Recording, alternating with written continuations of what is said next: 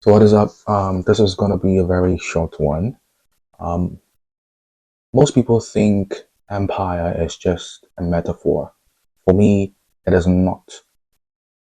I am literally architecting systems of capital, power, and infrastructure with the long-term intention of governing influence, not just gaining it.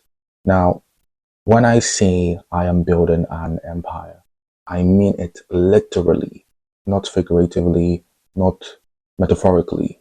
I am not just stacking assets. I am stacking sovereignty systems. I am not just building companies. I am building infrastructure with long-term control, global reach, and multi-generational consequence. Now, empires don't emerge from product market fit. They they emerge from narrative, military, energy, and financial control. That is what I am constructing, company by company, and also system by system. I don't just enter a sector, I colonize the future version of that sector and fortify it with capital, IP, and influence. Now that is actually empire building. Each fund I lead is a department of the empire. Cruvon, that is the energy ministry. Lago, that is the defense and aerospace. Mobility, under five. Media, cultural weaponry, myth shaping. Eutinox, that is the world's biotech ministry.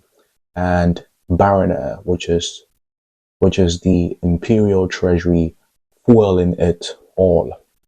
Now, these are not just these are not just companies to me.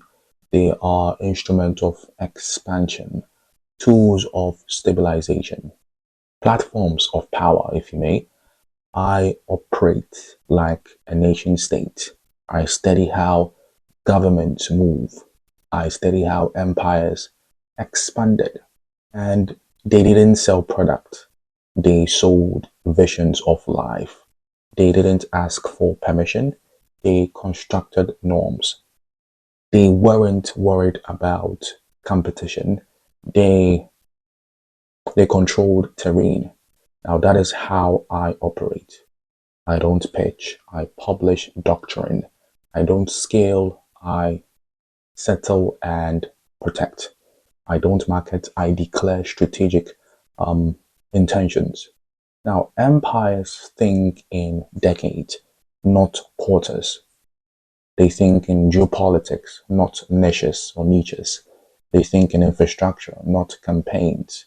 They think in human capital, not headcount. So when I structure my time, my capital stock, my distribution, it is all designed as if I were running a sovereign entity because I am. An empire may be private, but it still governs influence.